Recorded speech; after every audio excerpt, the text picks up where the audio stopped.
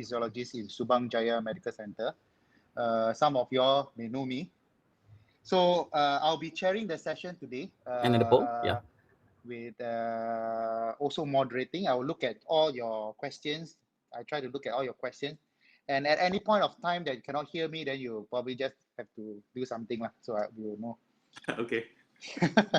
So first of all, I would like to thank Servier for giving us this platform to share electrophysiology related topics and forum and discussions, something that previously not considered a mainstream of cardiology.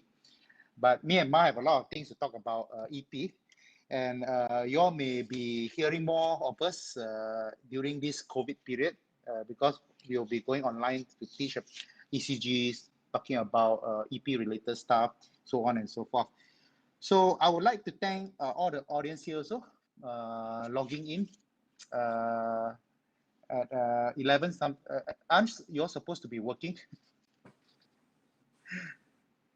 They are still spending time to listen to Dr. Ma. That would be very good. So Dr. Ma, I would like to introduce Dr. Ma Suk Keng, who is a consultant cardiologist and electrophysiology in Loh Guan Lai Hospital. He did an EP fellowship back in IGN 2011. For a year, that's where I met him. And later on, he pursued further in electrophysiology in the States, in the UCLA, the David Geffen School of Medicine in Los Angeles, California. He's also a good friend of mine. I vividly remember when I first bumped into him in somewhere in 2011, I think, when I first joined IGN. We spoke about ECG related to atrial tachy. We discussed about the focus of atrial tachycardia, and also talking about WPW pathway, the localization of the pathway. And I had to spend almost 2 years to learn, just to know where's the origin of the atrial tachy and the pathway, so that I can discuss with him, be at the same level with him. So he's a very good teacher. And you can see him every time in NHAM, National Heart, talking about ECG and EP related topic. And every Sunday morning, everybody will wake up and listen to both of us talking about ECGs. So without further ado, I would like to invite Dr. Ma to give a very interesting lecture talking about Caffeine, Brugada, and the Forgotten One. In fact, I'm excited to hear about this series. Let us welcome Dr. Ma. All right, thank you very much. Thank you, Dr. Kaur. Can you all hear me? Azim, I'm good, right? Great. All right, good.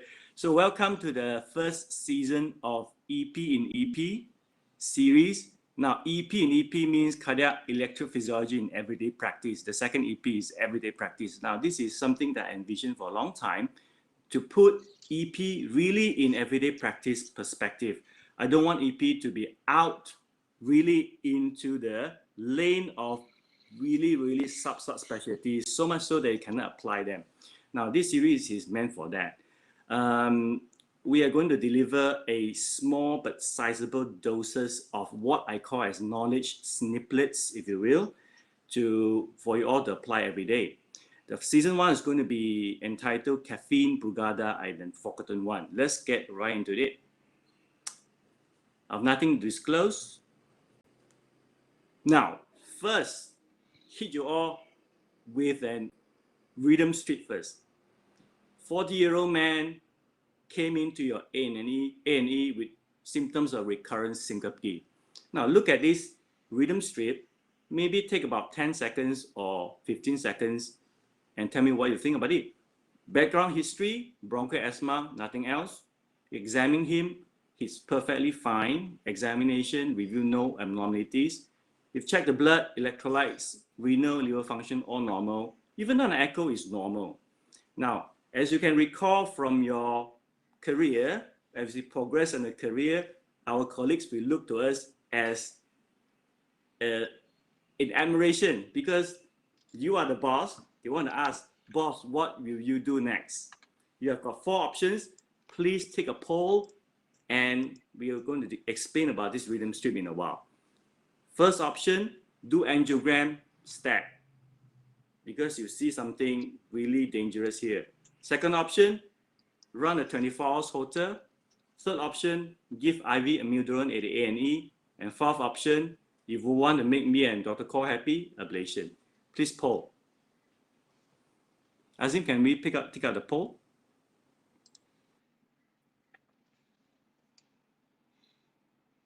All right. Okay. And then we'll see how many responses. There's no option for none of the above this time, which is my favorite.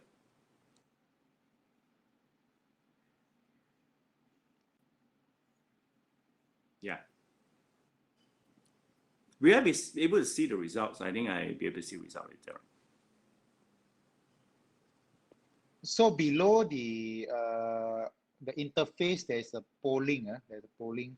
Yeah, Okay, I can good. see it now. I need to scroll a bit. All right. Good. Okay, about 46 to around 46 to 48%, half of them want to give IV amiodarone. Now, 24 hours is catching up. yeah, really? Oh, okay. 24 hours Holter.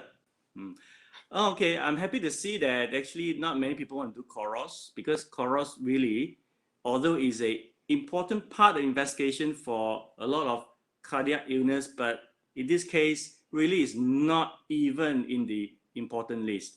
Now, a lot of people say either Holter or IV amiodarone. Now, I'm going to review the answer for this street because we need to move on.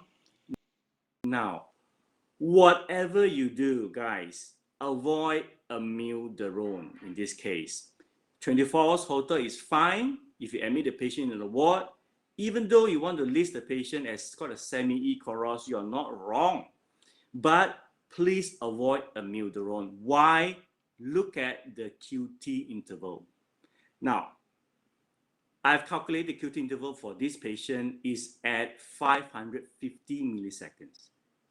At this juncture, you may want to say that, well, Ma, I have a lot of patients to see. You know, in my practice, I see 50 patients a day in the A&E. Well, we got time to calculate QT interval. Well, you can eyeball it. Now, how to eyeball it? You just look at the onset of QRS complex to the end of T wave. You eyeball that and you compare that to the RR interval. If it's more than half of the R interval, is prolonged. As you can see from this strip, it is staggeringly prolonged. So by giving patient IV amiodarone, you are prolonging the QT interval even further. So this patient has long QT syndrome. IV amiodarone should not be a treatment for this patient. Now, why am I saying that in this time of during the virus outbreak is because of this.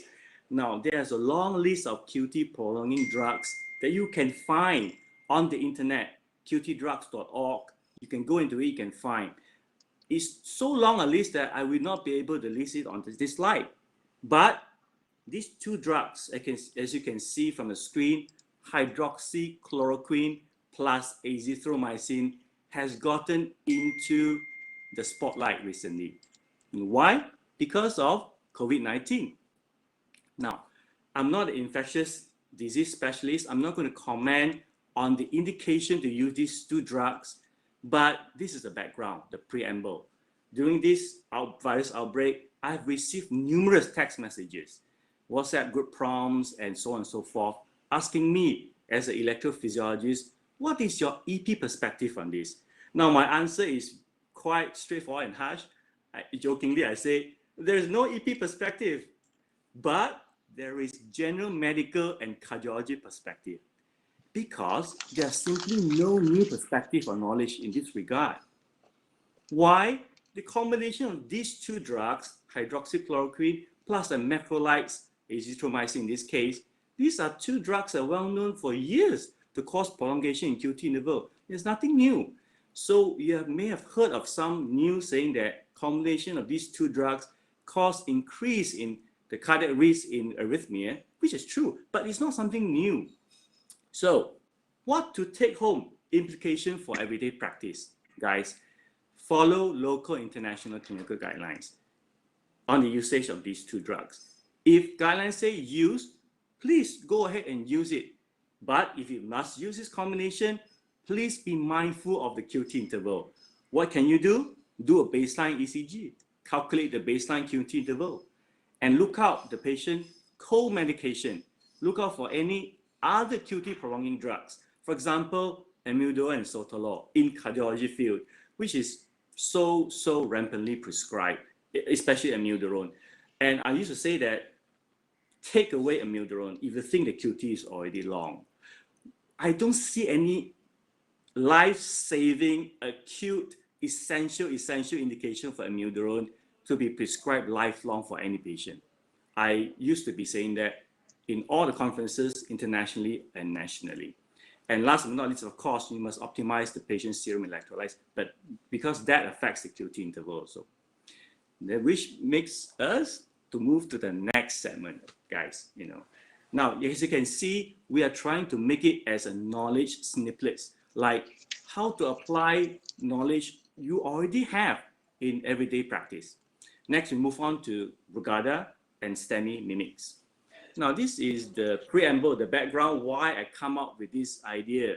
I was on call a couple of weeks back, and someone called me in the hospital urgently. Basically, they want me to see this fever patient with this ECG. Now, I want you all to look at this ECG again. Look at it. May not pose a lot of challenge to a lot of you all. I know a lot of you all are expert in this. No chest pain, okay? What would you do to the patient? Azim, next poll. Okay, before next poll, I want to show you his ECG because we have electronic medical record in our hospital. We can pull up his old ECG. As you can see, his old ECG in 2018 is perfectly normal, even from EP perspective. And I'm going to show you his ECG again when I was on call. We call in to see him urgently because there's something written on the computer interpretation that alarms them. And 10 seconds. Below that one, I'll... First option is you think it's anterior MI, STEMI, emergency. Call the cath lab, activate it, and do primary PCI. Next option, you think it's Brugada pattern, ask a couple of questions for risk stratification and move on. Or you think it's Brugada syndrome, straight away list patient for ICD implant. Please poll.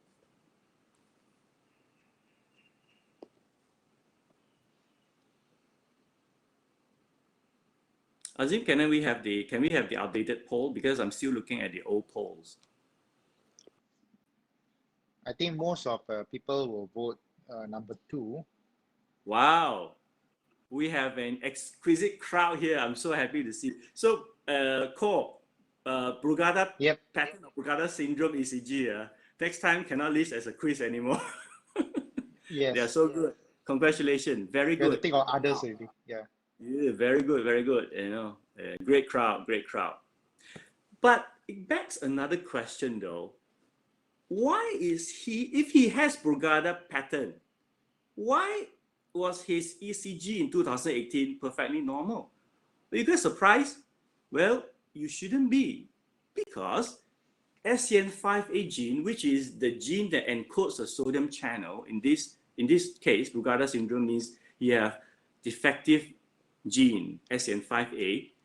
The gene that encodes sodium channels, they are sensitive to temperature. And you're going to see more Brugada pattern when the temperature rises up, as depicted in this paper with a reference there. So there should be no surprise that a febrile patient, a patient with fever, will have more apparent Brugada pattern. Now, what is the implication to our everyday practice during this outbreak? Because during this outbreak, there will be more patients presenting with fever. Chances are you'll be called to see ST changes in those patients. Now, if you're on-call medical officer or you're on-call cardiology fellows or you're on-call cardiologist, be mindful of this fact. Don't need for you necessarily jump into conclusion to activate the cath lab. So, oh, the ST changes. We need to do urgent chorus because Brugada pattern is a well-known STEMI-mimic. You may be able to save a cath lab slot if you don't activate the primary PCI service. Now, the next point I want to bring is, if you see Brugada pattern, do not panic. Brugada pattern doesn't mean the patient needs ICD implantation. You just need to screen the patient for risk stratification questions and give the patient standard clinical care. Now, risk stratification questions include, mainly for me, there are two. Number one, have you ever fainted with any reason? History of syncope, unexplained. Very, very red flag. Number two is strong family history of sudden death. These two questions are mainly the risk stratification question. So with that, small snippets, let's move on to the next segment. Caffeine and cardiac arrhythmias. Now, the background is, in fact, the background has been with me for many years. I really wanted to do this topic for a long, long time. Just imagine you yourself in office. A patient in front of you has got palpitation. You say, doctors, I have palpitation all the time. You know, it comes and goes. When you see that patient, at the end of the consultation, I'm sure the avoidance of coffee and other caffeine-containing drinks, especially coffee here, now my coffee here, is going to be part of your advice. So don't drink coffee because that will induce your palpitation. Now, I've asked all my arrhythmia patients, be it SVT, PVC, or idiopathic VTs, these are the curable, so-called curable arrhythmia, have had this advice given to them on their long quest for a cure. Now, let's meet one of my patients, and one of the patient of my ex-colleagues, many ex-colleagues, many of my colleagues here, Madam S. She's a 45-year-old teacher, a coffee lover, recurrent documented SVT. Now he has got 6 echoes done and 5 chorals done. I'm not bluffing you, I'm not joking. Because he saw 6 different colleagues over the span of 12 years in the quest for cure, and he's been tried on beta blockers, calcium channel blockers, and momentarily on amiodarone some more, to no avail. He still has got breakthrough symptoms, SVT, and all of them have asked him to stop caffeine. Well, he actually joked to me saying that some of them, I actually lied to them, said I stopped. But actually, I never stopped. But the reason why I never stopped is I don't see any difference, because when I reduce the caffeine intake, I still get breakthrough. Even though I don't take it for a week, I still have SVT. Now, that begs the question here. There's a disconnect here, guys. We are all practicing physicians whom we should practice with evidence-based medicine. Now, the question is there real clinical evidence on the association of arrhythmia, occurrence or recurrence with caffeine intake?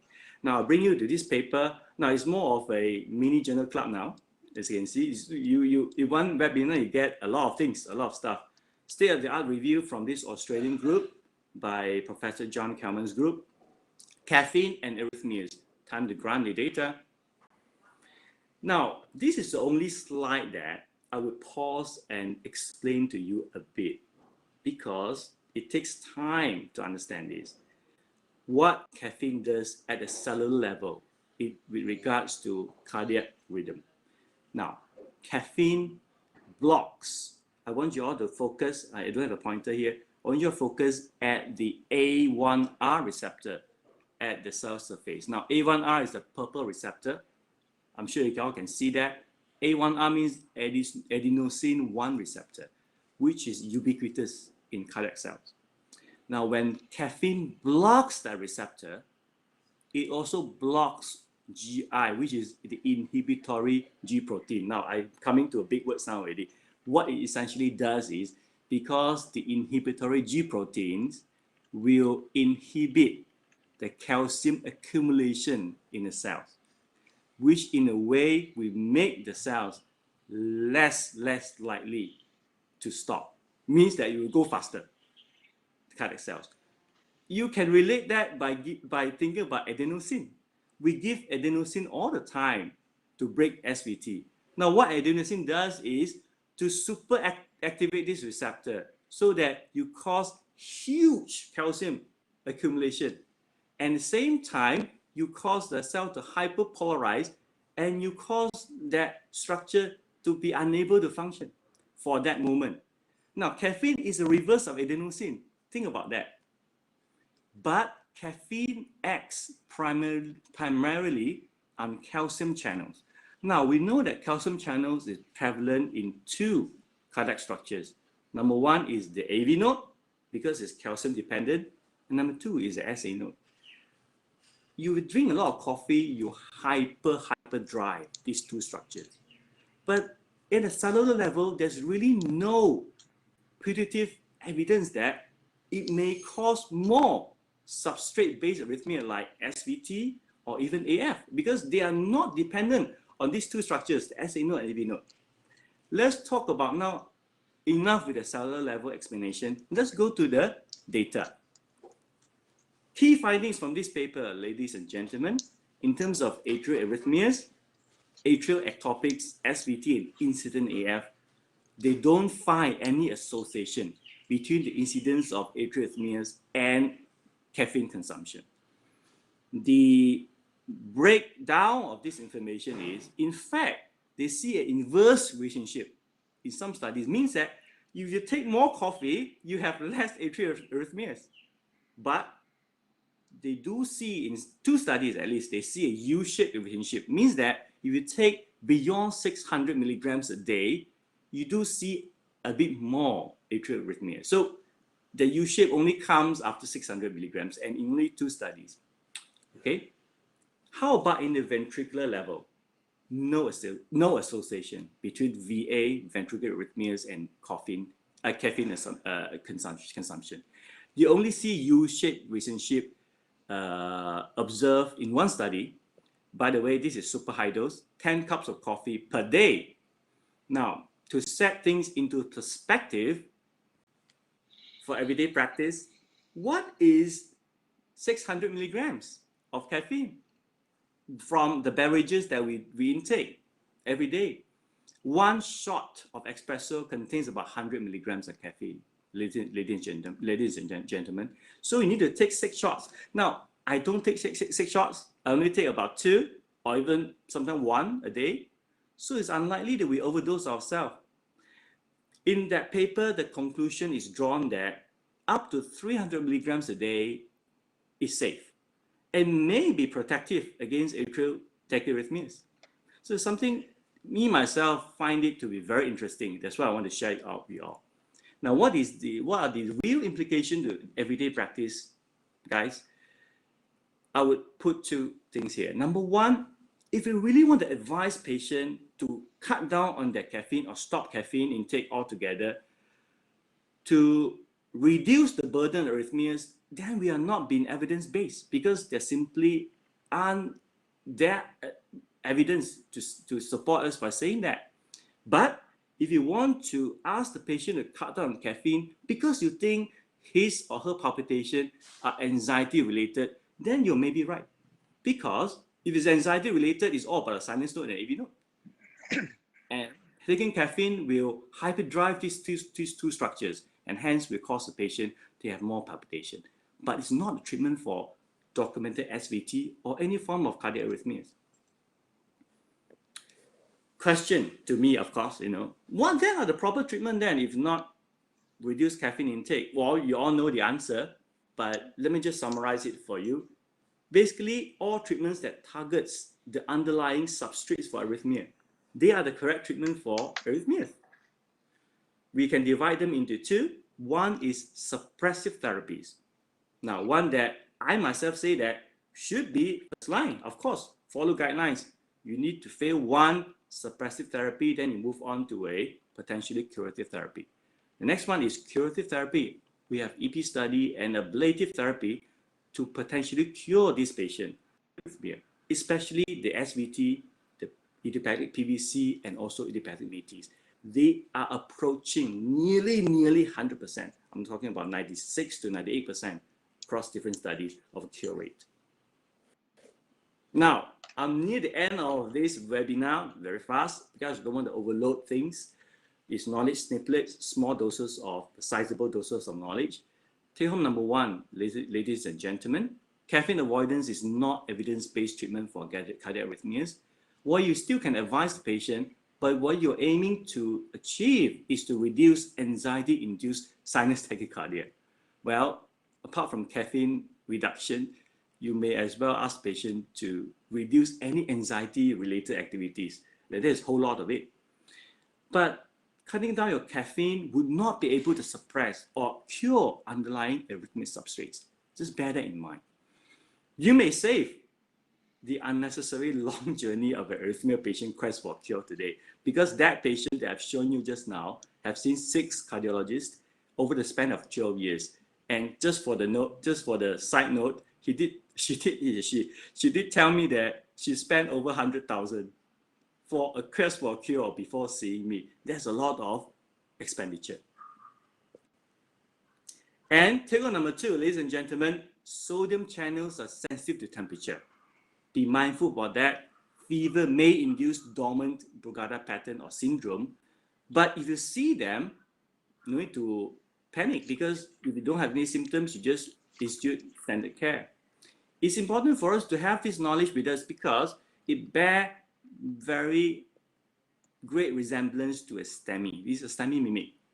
So by knowing that, you may save a cath lab slot today. And takeaway number 3, remember the QT interval, guys.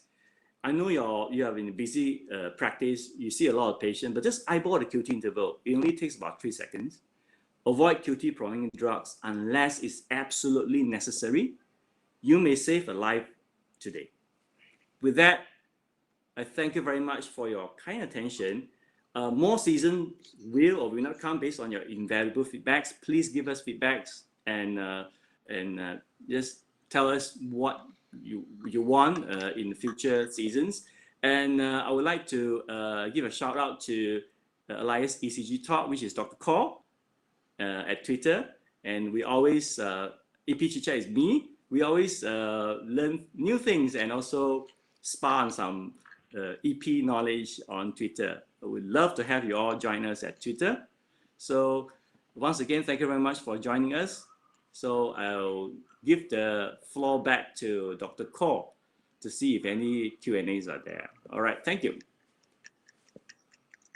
Thank you very much, Dr. Ma. Can you all still hear me, right?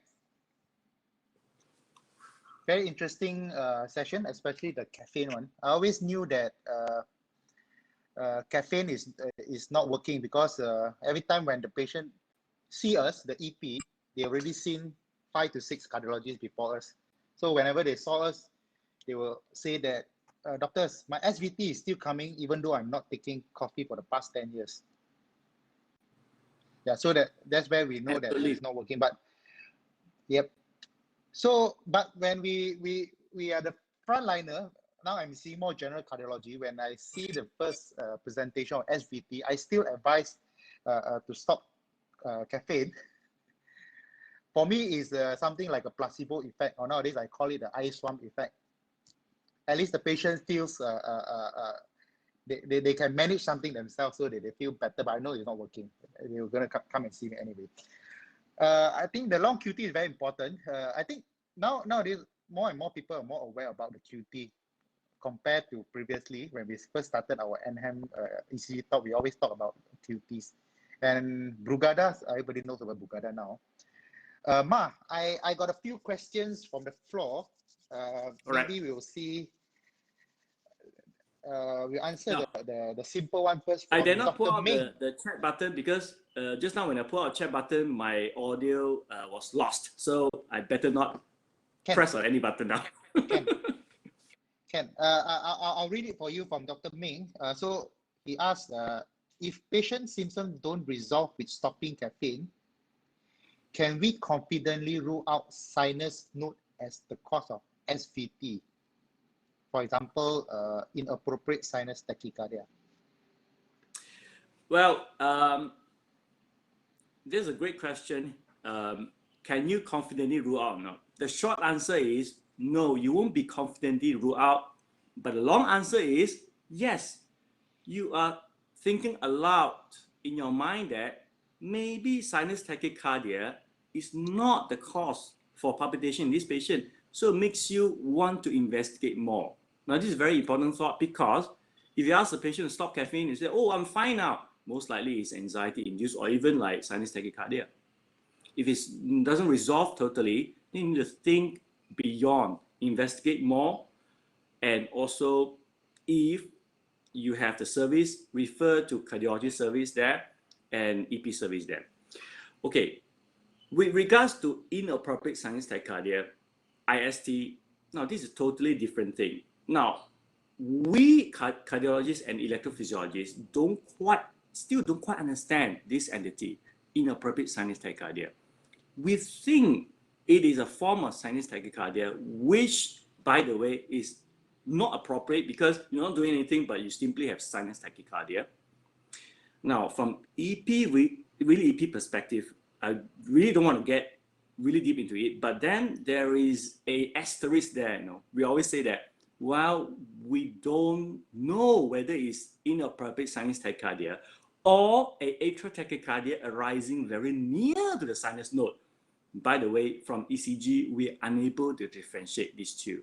So you're right smack on spot on this. If patient symptom does not resolve with caffeine avoidance, then you need to think beyond and act beyond, investigate more for that patient in hope for quest for a cure for that patient. You're right. Great question. Okay, Mark, if you pull down the interface, you can see the questions there. Yeah. I'm worried that if I press, my audio is gone. Okay, I tried to press. You just scroll down. Can you just scroll down? No, don't press the chat. Don't press the chat. Just scroll down. Scroll down. Okay, yeah. Okay, great. So, Prof, now we're asking a very important question. Wow. Yeah. How long can the QT interval? Hi, Prof, how are you? Prof, how long a QT interval can be acceptable, especially when using hydroxychloroquine and in severe COVID? Well, for men, we accept QT interval up to 450 milliseconds. For women, 470. I always use this.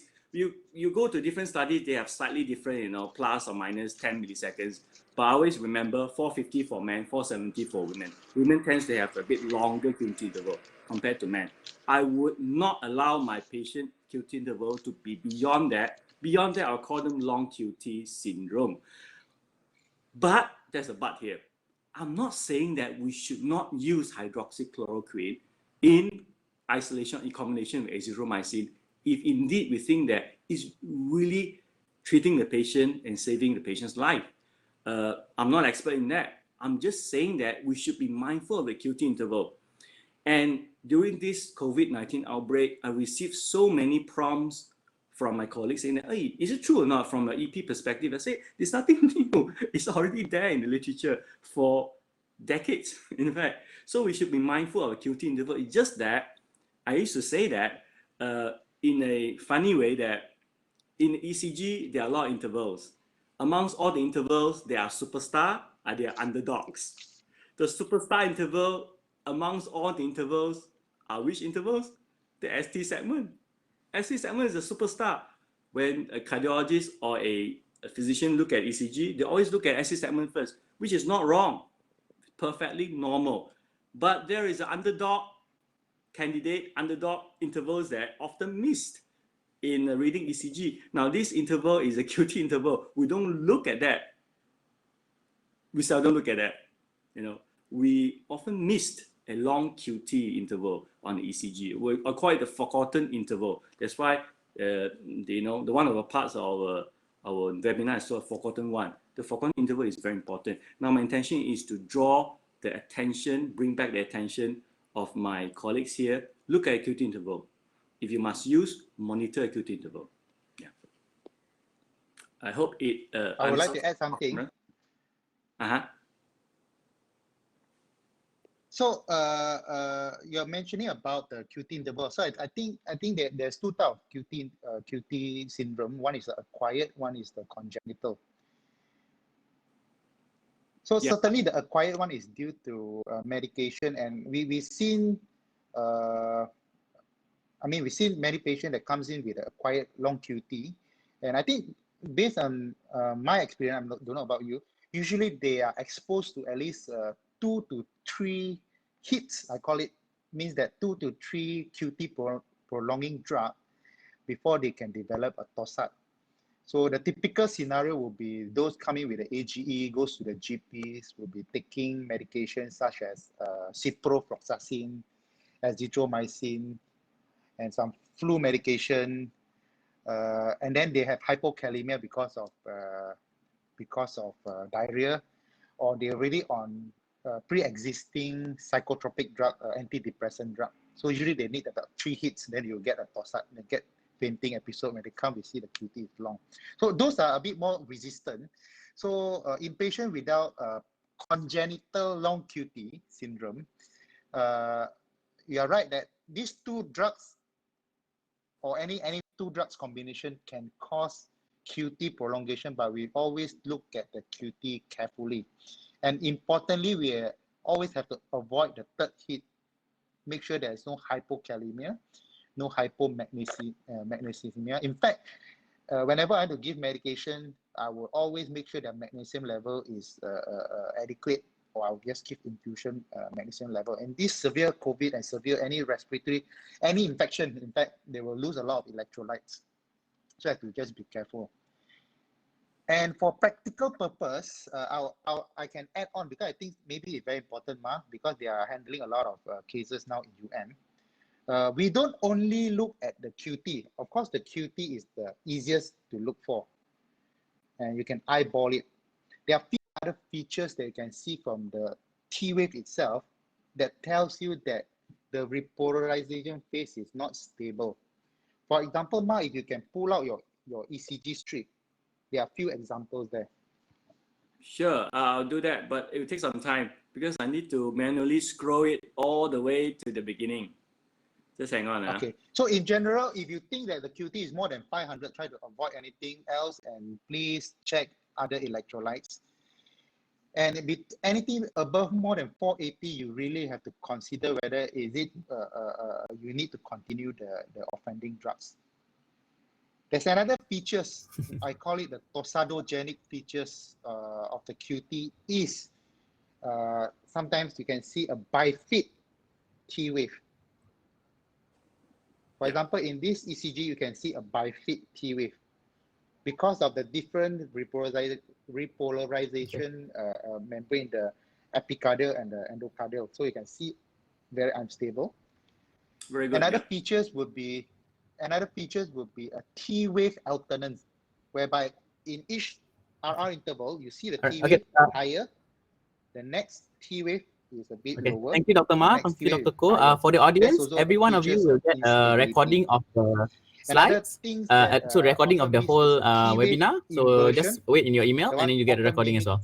Okay, that's all, everyone. Thank you. Thank you for your questions. All right, thank you, Dr. Ma. Thank you. Until the end, and it itself is a long QT.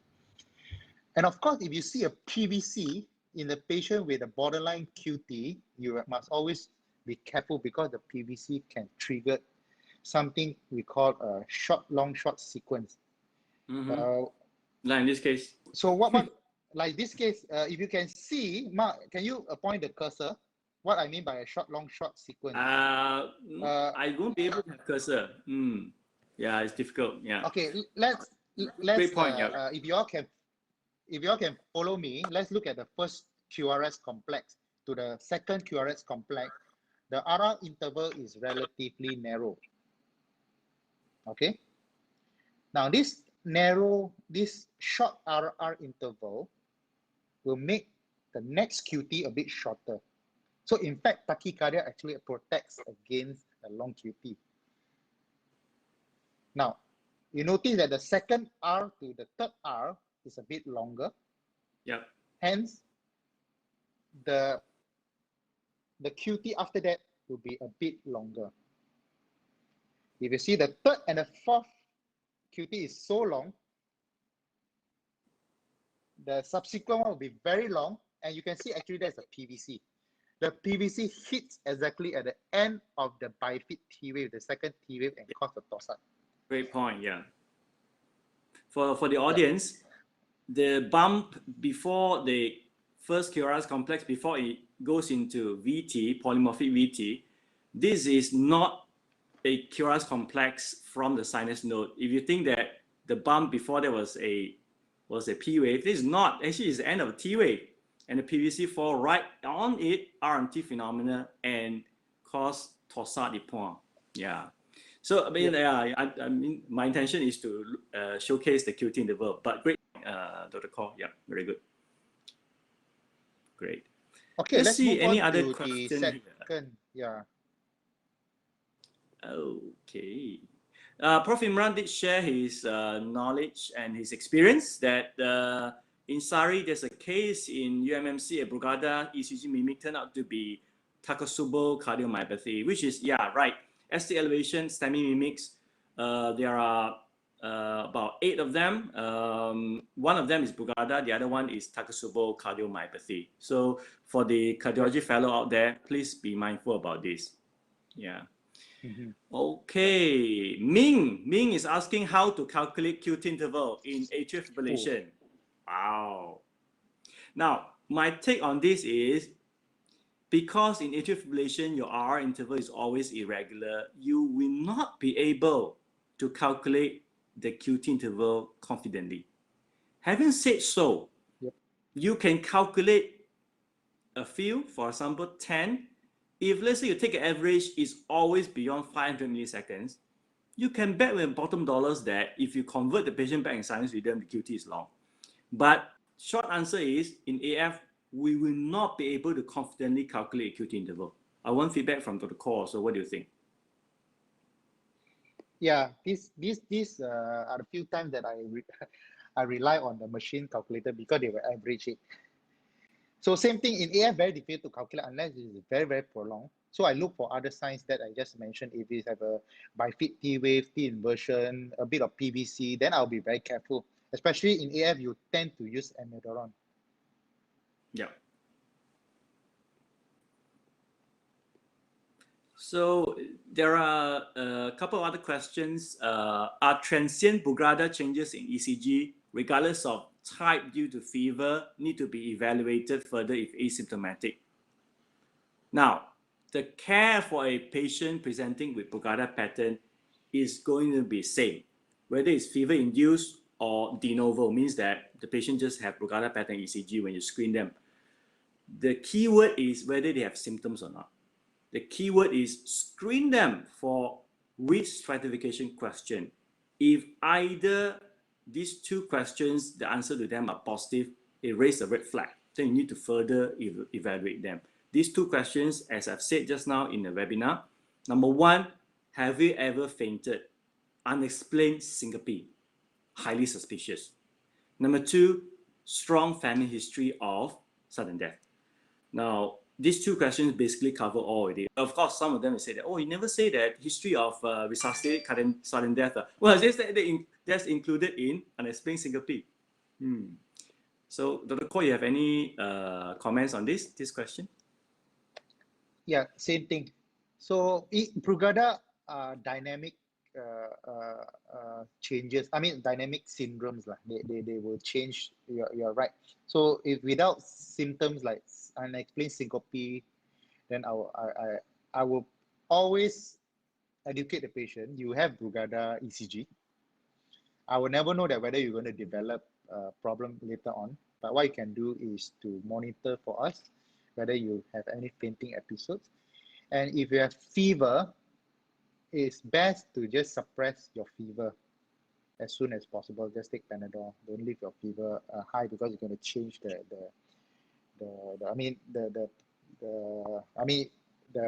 going to trigger. It might trigger the Brugada syndrome and cause a VF. Yeah, we will never know. It's very difficult. In fact, the guidelines for Brugada syndrome for treatment, the one that is class 1A, is still those with resuscitated sudden cardiac death. Yeah. With a Brugada, only you need an ICD. Other than that, nobody knows what to do. Yep. A few more things about Brugada. Sometimes if you think that the patient has fainting episodes, but the ECG doesn't show Brugada, for example, these are more clinical challenging cases that you might face. Or the V1 show a bit like curve-shaped ST elevation. Probably that's more common in your clinical practice. So what would I do at that point of time?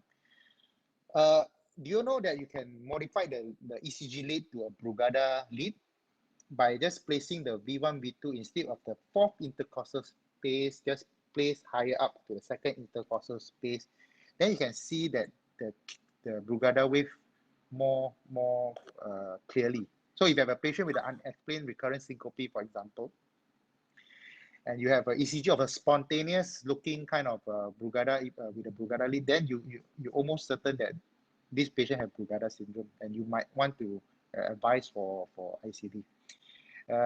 Sometimes I do a stress test because it has been reported during the end of stress test, sometimes you can induce a Brugada ECG. I suspect it's because of the heat sensitive channel as well. When you run, the body temperature goes up a bit. Yep, I think that's my take on Brugada. There's one more question coming in. We are beyond 45 minutes, but one last question, maybe we should answer that too. How would we know if Brugada and STEMI happen together? Presumably, patient unable to tell you because the patient is intubated. Challenging scenario. Well, my answer to that is very simple. If you think these two happen together, you need to further test the patient, do further investigation. For example, rely on the cardiac troponins or do serial ECG. Because in STEMI, the ST segment, they are super dynamic. They changes from one moment to another. Whereas in fever-induced Brugada, they tend to be rather stable over a period of time. Even though your temperature settles, it may not follow immediately with the resolution of the ST segment changes. So that's my answer to that. Follow your clinical judgment. If you think highly likely this patient may have two together, Brugada pattern and STEMI, because you really think so, don't let me paint the picture to you that it's wrong to bring the patient in the cath lab. Because if in doubt, you think the patient is having STEMI, you're not sure, doing a cath to a patient is not wrong. But I'm just saying that we should have that kind of knowledge. It will be very, very resource, so inappropriate usage of resources that clearly it is a Brugada pattern patient with no symptom, we bring the patient to cath lab. That's what I'm going to say. If you really think that you need to cath the patient, go ahead. It's part of the workup for suspected STEMI anyway. Dr. Kok, anything? Okay. Yeah, I agree with you. So do we still have time? I think I promised Xavier to like 45 minutes, but I think we still have time because I look at the time slot given to us is under 12:30. you know my style. Oh, okay. I wouldn't want to drag the lectures or any of my session beyond 20 minutes of my call, the lecture here, because I think after a while, it tends to get a little bit, too much, too overfilled with information. Correct. So Prof. Imran asked a very interesting and yet a very practical question. How do you manage a long QT syndrome with recalcitrant tosa di pois? Means that keep on having recurrence. So we often see that. So you already told us that you can't give amiodarone. So patient keep coming with a tosa, fainted, BP low, you shock. Again, they coming back with tosa. So you can't keep shocking the patient. So what do you do, Mark? Wow, great question, Prof. Imran. Prof. Imran always asks the toughest question. Okay, in that regard, you need to. I mean, that's not my intention to highlight in this webinar, but in this regard, if you have a long QT with recalcitrant tosa di pois, you need to pace the patient. By saying pacing the patient, I'm not talking about putting a permanent pacemaker. Temporary wires. Bring the patient in the cath lab and pace the patient at the rate higher, 80 beats per minute or 85 beats per minute. This will shorten the QT interval and make the PVC unable to come in and cause RMT phenomena. I've done that several times in a private hospital settings. Back in those days when I'm still visiting some private hospital, the cardiologist, my cardiologist colleague, virtually shouting for SOS because they shocked the patient for 30 times already. The patient is still in VF. They say, wow, luckily no brain damage. Lucky for that patient. I came in, I paced the patient 85 beats per minute. It's quiet. But of course, that's not the end of it. You need to put in an ICD for that patient and pace the patient at a high rate also. and beta block at the same time, and you will shorten the QT interval.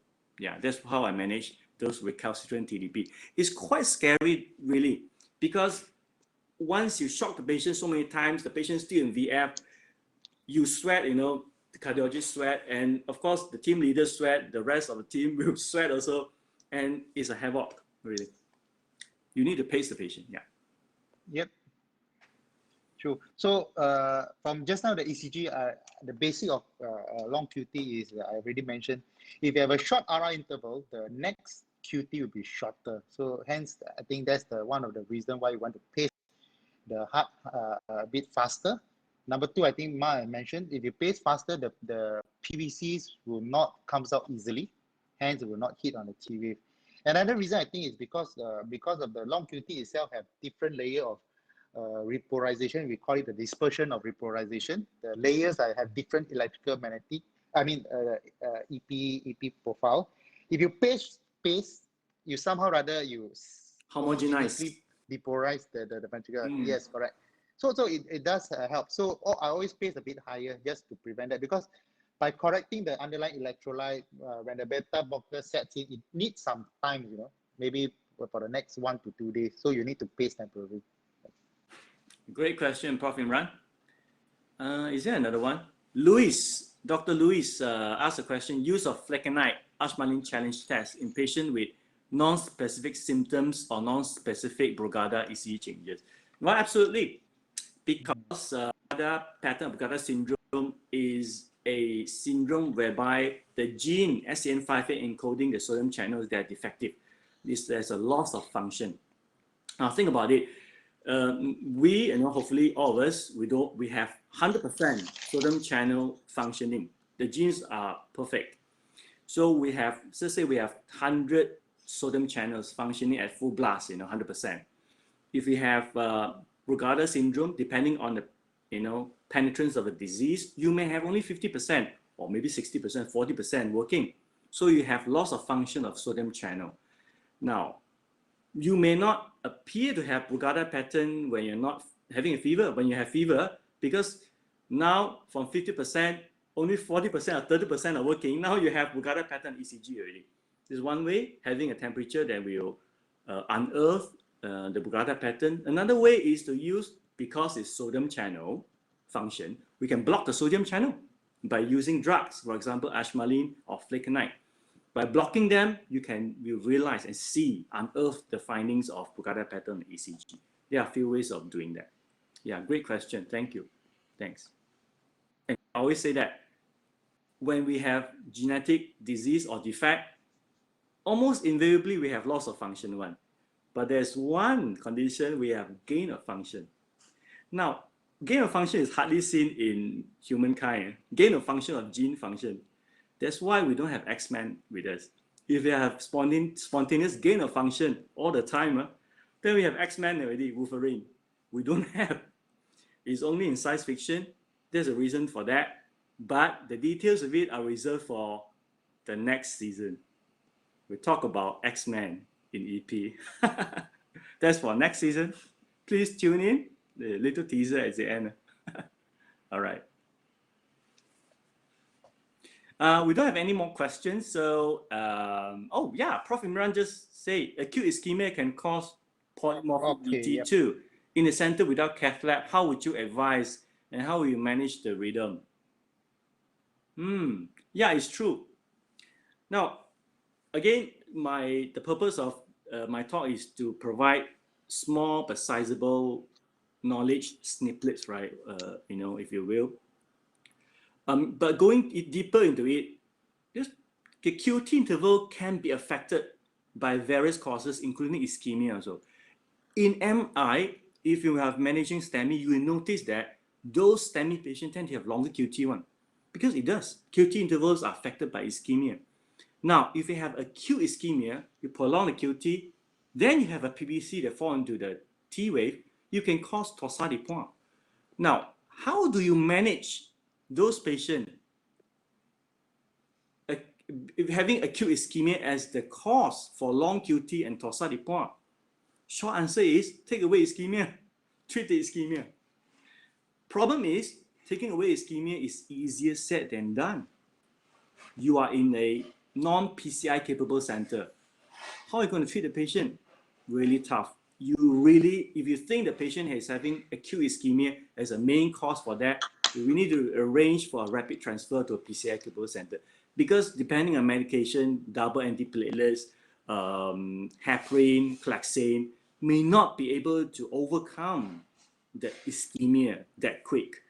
The surest way and the quickest way to overcome ischemia, let me speak on behalf of my interventional colleagues, is going to be recanalization, revascularization. So that can only be done with a PCI capable center. In the meantime, stabilize the patient as much as possible, correct all the electrolyte imbalance. Again, I echo what Dr. Kaur said. Don't only look at the potassium. Potassium is, again, the superstar in the electrolytes. The underdogs also must look at magnesium and calcium. Please remember, these three, the trio: potassium, magnesium, and calcium. These three are equally important. There's none more important than the other. Potassium tends to be a superstar in electrolytes, I know for years. All right. Thank you, Prof. Imran, for the great question. Yep, good. Dr. Pang just asked another question. Is it advisable for a Brugada pattern patient to avoid exercise? Short answer, no. Brugada pattern patient should lead a normal life like you and me. If they don't have any symptom, please don't scare them. Say that you have a condition, it's like a time bomb. I don't like to use the word time bomb, because when as a doctor we tell the patient you have a time bomb, it takes 50% of their life away from them. They really trust you and me. And by the way, you know, maybe we are saying it really based on what we think. We're not saying anything beyond. But then the patient is so worried. They don't want to do this thing, don't want to do that thing. It takes 50% life away from them. That's a huge amount of life for a person. By saying life is not the lifespan, it's quality of life. So we should not do that. You should advise the patient, look, you have a condition which is, by the way, you are asymptomatic. You have a condition whereby we're going to monitor you regularly. Come to see us. We're monitoring, but please don't worry about this too much because you're asymptomatic. Just reassure the patient. And according to the registry data of worldwide Brugada syndrome patient, they really, you know, we are not talking out of thin air. Most of them, they don't have any event at all throughout their whole life. All of them have ICD implanted during those years. Right or not, Cole? Yeah. Yep, correct. All right, good. So short answer, no need to avoid exercise. Exercise regularly. Okay. So I think we no more questions from the floor. Shall we end this session? Yeah, I think. Okay, thank you very much to all the audience. I think our audience is very engaging. Yeah. Thank you. Asking for two all. difficult questions already. Yeah, I really appreciate your presence. You know, I love to share my my thoughts all the time. So having you all here is like during this virus outbreak, COVID-19 thing is really makes my day. Thank you very much. And thank you, Cor, for sharing. If I know they ask this kind of quality question, if I know they ask this kind of high quality question, I have to read before this. Okay, thank you again, Dr. Ma. Thank you, Servia. Yeah. Yep. The next season we plan for it, and we'll see you in the next season. Yeah.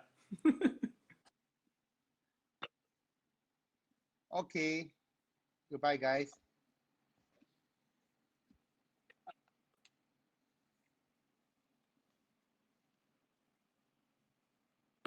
Thank you very much. See you. Bye.